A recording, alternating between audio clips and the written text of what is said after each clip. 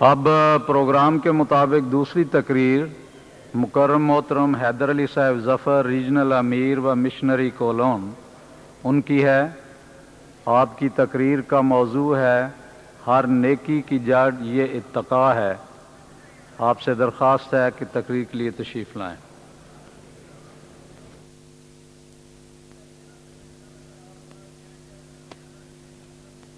اشہد ان لا الہ الا اللہ وحدہ لا شریک لہ واشہد ان محمدا عبدہ ورسولہ۔ اما بعد فاعوذ باللہ من الشیطان الرجیم۔ بسم اللہ الرحمن الرحیم۔ صاحب صد، سامعین کرام، بہنوں اور بھائیوں، میری تقریر کا عنوان سیدنا حضرت مسیح موعود و مہدی موعود علیہ الصلاۃ والسلام کا ایک الہامی مصرع ہے، جسے آپ نے اپنے منظوم کلام میں یوں باندھا ہے: ہر ایک نیکی کی جڑ یہ اتقا ہے، اگر یہ جڑ رہی سب کچھ رہا ہے۔ قرآن مجید اور احادیث سے ہمیں بار بار معلوم ہوتا ہے کہ تقوی اختیار کیا جائے۔ دراصل تقوی ایک ایسی سیڑھی ہے جس پر چڑھ کر انسان اپنے معبود حقیقی کے قرب کو پا لیتا ہے اور اپنی پیدائش کے مقصد کو حاصل کرنے میں کامیاب ہو جاتا ہے۔ یہی وجہ ہے کہ قرآن کریم نے تقوی پر بہت زور دیا ہے، اور خدا تعالیٰ کے ہاں متقی کو سب سے زیادہ معزز اور مکرم قرار دیا گیا ہے۔ ان اکرمکم عند اللہ اتقاکم کی آیت اسی مضمون پر دلالت کرتی ہے، اور ھدی للمتقین کے الفاظ اس کی ضرورت کو بیان کرتے ہیں۔ تقوی پر ہی ساری زندگی کا دار و مدار ہے۔ تقوی اختیار کرنے سے انسان اللہ تعالیٰ کو ڈھال بنا لیتا ہے۔ ہر قسم کے خطرات، ہر قسم کے ظاہری و باطنی شر اور فساد اور نقصان سے بچنے کے لیے اللہ تعالیٰ کی پناہ میں آ جاتا ہے، کیونکہ صرف اللہ ہی کی ذات ہے جو کہ ہر قسم کے نقصانات سے بچا سکتی ہے، اور وہی ہے جس کی امان میں آ کر انسان ہر قسم کی راحت اور سرور حاصل کر سکتا ہے۔ جیسا کہ اللہ تعالیٰ فرماتا ہے: ان اللہ مع الذین اتقوا، یعنی خدا ان کے ساتھ ہے جو متقی ہیں، اور جن کا خدا ہو تو ان کے لیے باقی سب چیزیں ہیچ ہیں۔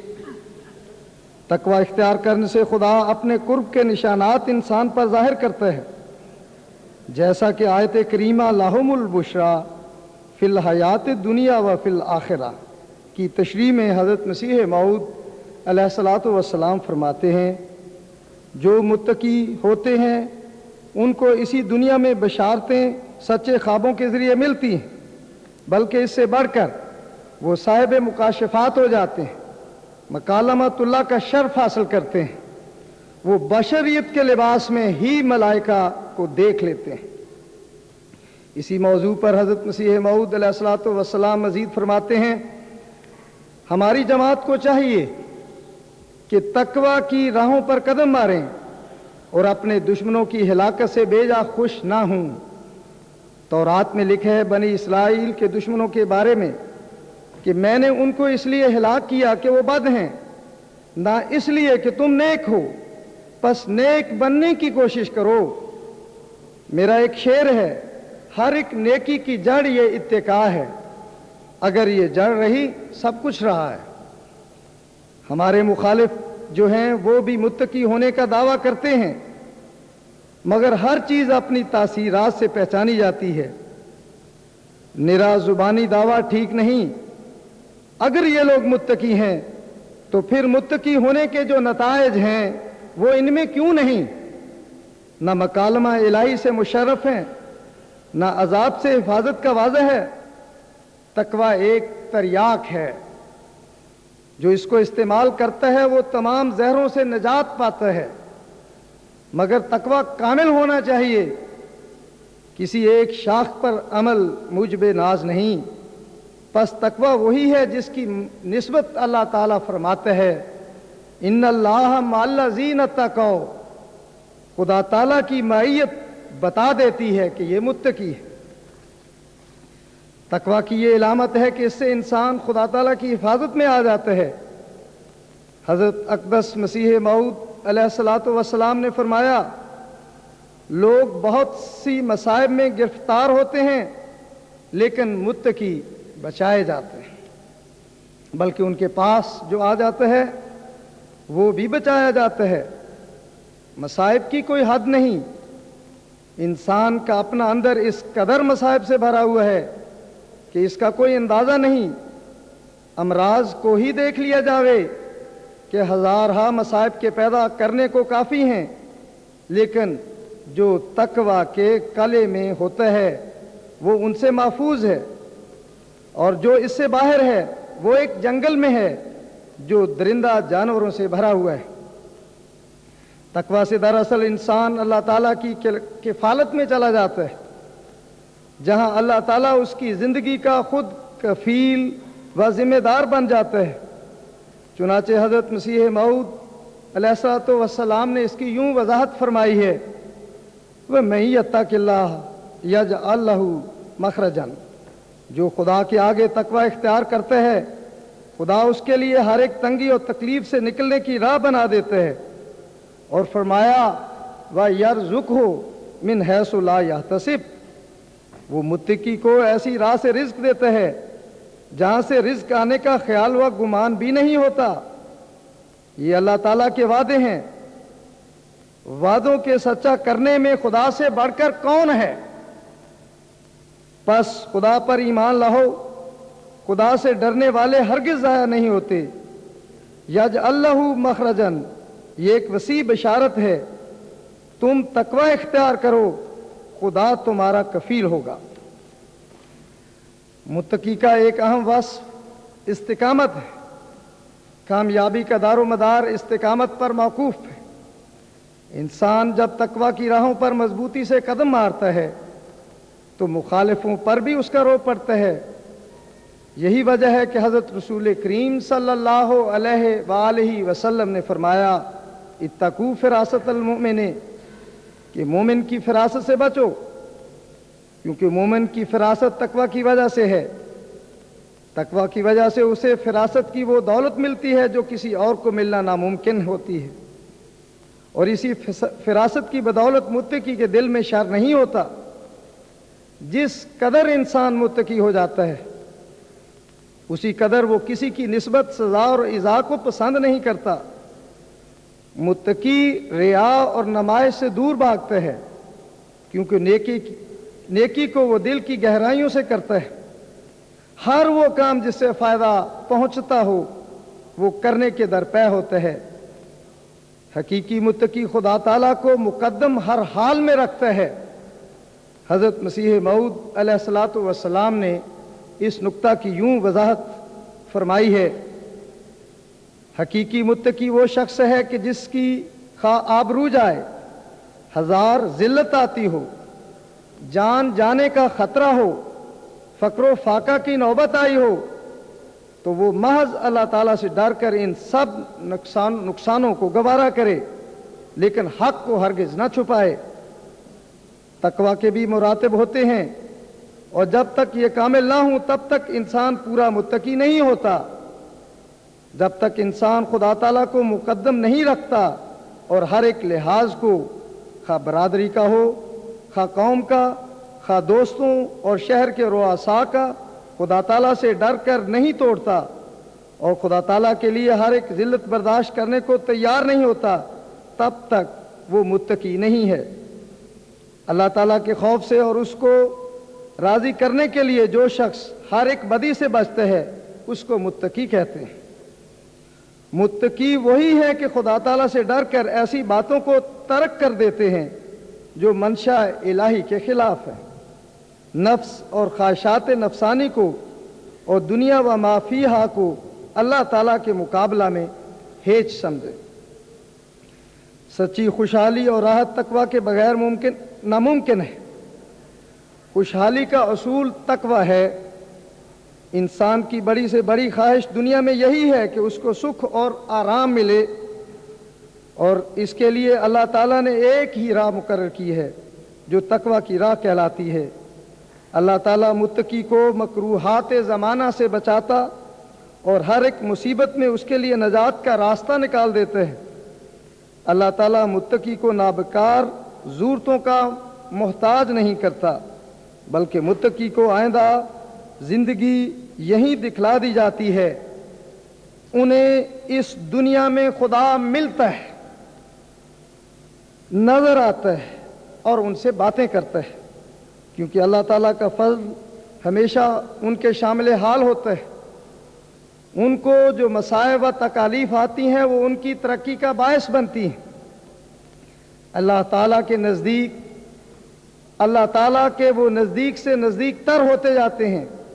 अल्लाह ताला उनकी दुआओं को शर्फ कबूलियत बख्शता है, जैसे कि अल्लाह ताला फरमाता है, इन्नमा यतकब्बलुल्लाहु मिनल मुत्तकीन, यानी अल्लाह ताला के हुजूर उनकी दुआएं कबूलियत के मर्तबा तक पहुँचती हैं। फिर सबसे बड़ी बात यह है कि ये बातें यहाँ तक महदूद नहीं रहती, बल्कि उनकी आक़िबत भी संवारी जाती है। अल्लाह ताला फरमाते हैं, वल आक़िबतु इंदा रब्बिका लिल मुत्तकीन, वो अल्लाह ताला के हुजूर सुरखरू होंगे और जन्नत में उनका क़याम होगा। और आक़िबत में सबसे कारआमद जो चीज़ उनके लिए होगी, जो उन्होंने दुनिया के सफ़र से आक़िबत के लिए ली होगी, यानी तकवा।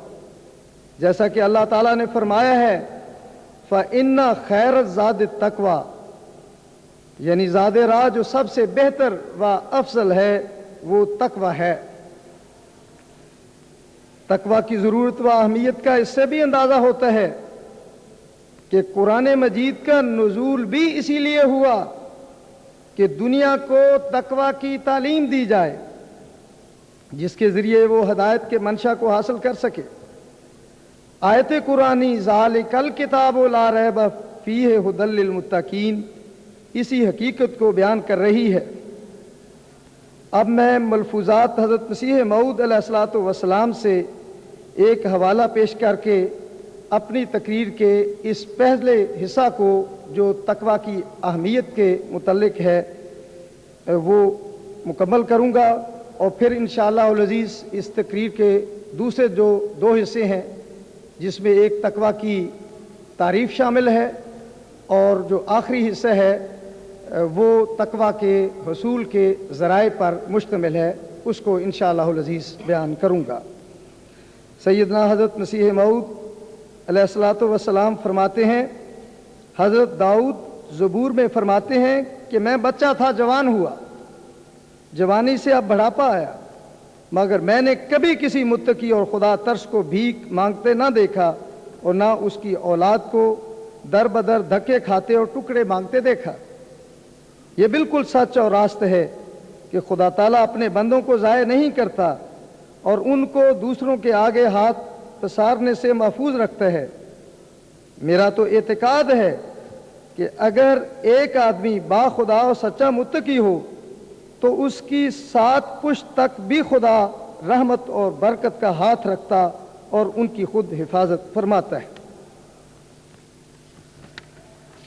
शमए अहमदियत के गिर्द जौक दर जौक जमा होने वाले परवानों और दीन मतीन के मददगारों, तकवा की ज़रूरत व अहमियत और इसको इख्तियार करने के बारे में मुतअद्दिद बार कुरान मजीद में हुक्म हुआ है, इसलिए इसको समझना नहायत ज़रूरी है। कुरान करीम में तकवा का जो लफ्ज़ इस्तेमाल हुआ है, इसके बारे में हज़रत अबू हुरैरा रज़ी अल्लाह ताला अन्हु से किसी ने पूछा तो उन्होंने जवाब दिया कि कांटों वाली जगह से गुजरो तो क्या करते हो?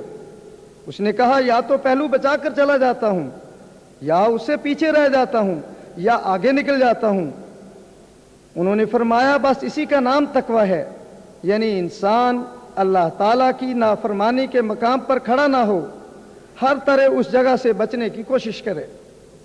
غرضے کے تقوی کو استعارتاً یوں بیان کیا جا سکتا ہے کہ انسان کسی خاردار جھاڑی میں سے اپنے کپڑوں کو اس طرح سمیٹ کر گزرے کہ کوئی جھاڑ پونچھ یا کانٹا نہ اس کو چبھنے پائے اور نہ ہی اس کے کپڑوں کو چمٹ جائے۔ تقوی کے معنی خدا تعالیٰ کے خوف کے بھی ہیں، لیکن اس سے ہرگز یہ مراد نہیں کہ انسان خدا تعالیٰ سے اس طرح ڈرے جس طرح کسی چیز سے ڈرا جاتا ہے، بلکہ خدا تعالیٰ سے خوف کھانے کے یہ معنی ہیں کہ انسان کو ہر وقت یہ ڈر رہے کہ وہ کہیں اللہ تعالیٰ کی محبت سے محروم نہ رہ جائے۔ گلشن احمدیت کی سرسبز شاخوں اور رسول خدا احمد مجتبی فخر الانبیاء صلی اللہ علیہ وآلہ وسلم کی پیش گوئیوں کی روح سے اس زمانہ میں خوش نصیب ٹھہرنے والوں، امام الزمان حضرت مسیح موعود علیہ الصلوۃ والسلام نے اپنی تحریرات میں اس روحانی خزانہ کو کچھ اس طرح بیان کیا ہے۔ فرمایا تقوی کے معنی ہیں ہر ایک باریک در باریک گناہ سے بچنا۔ تقوی کے دو درجے ہیں، بدیوں سے بچنا اور نیکیوں میں سرگرم رہنا۔ پھر فرمایا تقوی اس کو کہتے ہیں کہ جس امر میں بدی کا شبہ بھی ہو اس سے بھی کنارہ کرے، برے کاموں سے پرہیز کرے۔ تقوی اس کا نام نہیں کہ موٹی موٹی بدیوں سے پرہیز کرے، بلکہ باریک در باریک بدیوں سے بچتا رہے۔ پھر فرمایا تقوی تو یہ ہے کہ باریک در باریک پلیدگی سے بچے، اور اس کے حصول کا یہ طریق ہے کہ انسان ایسی کامل تدبیر کرے کہ گناہ کے کنارہ تک نہ پہنچے۔ پھر فرمایا سب سے پہلے شرک سے بچو کہ یہ تقوی کی ابتدائی اینٹ ہے۔ عجب، خود پسندی، مال حرام سے پرہیز اور بد اخلاقی سے بچنا بھی تقوی ہے۔ پھر فرمایا تقوی اس بات کا نام ہے کہ جب وہ دیکھے کہ میں گناہ میں پڑتا ہوں تو دعا اور تدبیر سے کام لیوے۔ اب سوال پیدا ہوتا ہے کہ متقی کس طرح بنا جا سکتا ہے؟ اللہ تعالیٰ نے بے شمار ذرائع تقوی کے حصول کے بتائے ہیں۔ اگر ان ذرائع پر انسان عمل کرے تو وہ ضرور بضرور ایک دن تقوی کی راہوں پر چلے گا۔ ان ذرائع میں سے ایک ذریعہ روزے رکھنا ہے۔ اللہ تعالیٰ فرماتا ہے یا ایھا الذین آمنوا کتب علیکم الصیام کما کتب علی الذین من قبلکم لعلکم تتقون۔ اے لوگو جو ایمان لائے ہو، تم پر بھی روزوں کا رکھنا اسی طرح فرض کیا گیا ہے جس طرح ان لوگوں پر فرض کیا گیا تھا جو تم سے پہلے گزر چکے ہیں، تاکہ تم روحانی اور اخلاقی کمزوریوں سے بچو۔ تقوی کے قیام میں روزوں سے اس طرح مدد ملتی ہے کہ ان دنوں چونکہ روزوں کے ساتھ تہجد کا بھی التزام کرنا پڑتا ہے، اس لیے دعاؤں اور عبادت کا زیادہ موقع مل جاتا ہے۔ نیز جب بندہ خدا تعالیٰ کے لیے اپنے آرام کو چھوڑتا ہے تو خدا تعالیٰ بھی اس کو اپنی طرف کھینچتا ہے اور اس کی روح کو طاقت بخشتا ہے۔ اسی وجہ سے قرآن کریم میں روزہ کو متقی بننے کا ایک مجرب نسخہ بتایا گیا ہے، یعنی اگر تم اس نسخہ پر عمل کرو گے تو متقی بن جاؤ گے۔ حج کے موقع پر کی جانے والی قربانیاں بھی شعائر اللہ میں سے ہیں۔ ان کا گوشت خدا کو نہیں پہنچتا، خدا تعالیٰ کو تو وہی اخلاص اور تقوی پہنچتا ہے جس کے ماتحت قربانیاں کی جاتی ہیں، اور ان قربانیوں کی حکمت یہ ہے کہ ان کی وجہ سے انسانی قلب میں تقوی پیدا ہوتا ہے۔ الغرض عبادات انسان میں تقوی کی روح کو پیدا کرتی ہیں اور اسے جلا بخشتی ہیں، جیسا کہ ارشاد باری تعالی ہے یا ایھا الناس اعبدوا ربکم الذی خلقکم والذین من قبلکم لعلکم تتقون۔ اے لوگو اپنے اس رب کی عبادت کرو جس نے تمہیں بھی اور انہیں بھی جو تم سے پہلے گزرے ہیں پیدا کیے ہے، تاکہ تم ہر قسم کی آفات سے بچو۔ حصول تقوی کا ایک ذریعہ صفات الہیہ کا گہرا مطالعہ ہے۔ حضرت مصلح موعود رضی اللہ تعالیٰ عنہ تفسیر کبیر میں تحریر فرماتے ہیں، بخاری اور مسلم میں روایت ہے کہ ابو ہریرہ رضی اللہ تعالیٰ عنہ رسول کریم صلی اللہ علیہ وآلہ وسلم سے روایت کرتے ہیں کہ اللہ تعالیٰ کے 99 نام ہیں، یعنی 100 میں سے ایک کم، جو شخص ان کو خوب گن رکھے وہ جنت میں داخل ہوگا۔ اور اللہ وطر ہے، وطر کو پسند کرتا ہے، یعنی اللہ تعالیٰ بھی ایک ہے اور اس نے اپنے نام بھی 99 ہی رکھے ہیں۔ اس حدیث کا اصل مطلب یہ ہے کہ صفات الہیہ کا گہرا مطالعہ انسان کو حقیقی متقی بناتا ہے۔ تقویٰ کے معنی بھی یہی ہوتے ہیں کہ انسان اللہ تعالیٰ کی صفات کو اپنے اندر پیدا کرے۔ جو شخص اللہ تعالیٰ کی ساری صفات کو اپنے مد نظر رکھے گا وہ کسی خوبی کو نظر انداز نہیں کر سکتا، اور جو شخص ہر خوبی کو اپنے سامنے رکھے گا اور ہر نیکی پر عمل کرے گا اس کے یقینی جنتی ہونے میں شبہ ہی کیا ہو سکتا ہے۔ تقویٰ کے حصول کے ذرائع میں یہ بھی ہے کہ حدود اللہ کا خیال رکھا جائے۔ ارشاد باری تعالی ہے، تلک حدود اللہ فلا تقربوها کذالک یبین اللہ آیاتہ للناس لعلہم یتقون۔ یہ اللہ کی مقرر کردہ حدیں ہیں، اس لیے تم ان کے قریب بھی مت جاؤ۔ اللہ اسی طرح لوگوں کے لیے اپنے احکامات بیان کرتا ہے تاکہ وہ ہلاکتوں سے بچیں۔ حضرت خاتم الانبیاء، فخر موجودات، سرور کائنات صلی اللہ علیہ وآلہ وسلم، جو کہ خدائی احکامات کی عملی تصویر تھے اور ہر آیت کی مکمل اور کھلی ہوئی تشریح تھے، نے ایک دفعہ صحابہ کو اس امر کی طرف توجہ دلاتے ہوئے فرمایا کہ دیکھو، حلال بھی ظاہر ہے اور حرام بھی، لیکن ان دونوں کے درمیان کچھ مشتبہ امور بھی ہیں جنہیں اکثر لوگ نہیں جانتے۔ پس جو شخص ان مشتبہ امور سے بچا اس نے اپنے دین اور اپنی آبرو کو بچانے کے لیے بڑی احتیاط سے کام لیا، لیکن جو شخص ان مشتبہ امور میں جا پڑا وہ اس چرواہے کی مانند ہے جو رخ کے آر پار اپنا ریوڑ چرا رہا ہے اور قریب ہے کہ اس کا ریوڑ رخ کے اندر چلا جائے۔ پھر آپ نے فرمایا، کان کھول کر سنو، ہر بادشاہ کی ایک رخ ہوتی ہے اور اللہ تعالیٰ کی زمین میں اس کی رخ اس کی حرام کردہ چیزیں۔ لہذا متقی وہ ہے جو اپنے اعمال کی حد بندی کرے، حرام اور حلال میں امتیاز کرے اور حدود کے قریب بھی جانے سے مجتنب رہے۔ پھر نکاح بھی تقویٰ کا ایک ذریعہ ہے۔ قرآن کریم میں شادی شدہ مرد کو محسن اور عورت کو محسنہ کہا گیا ہے، جس کے معنی کلا بند ہو جانے کے ہیں۔ اس میں اس طرف اشارہ ہے کہ نکاح کا مقصد مرد اور عورت کو شیطانی وساوس اور شیطانی حملوں سے محفوظ رکھنا ہے۔ گویا تحفظ عفت اور تقوی شعار زندگی کا حصول نکاح کے اہم مقاصد میں سے ہے۔ تقوی کا حصول شاعر اللہ کی عظمت بجا لانے سے بھی ہوتا ہے۔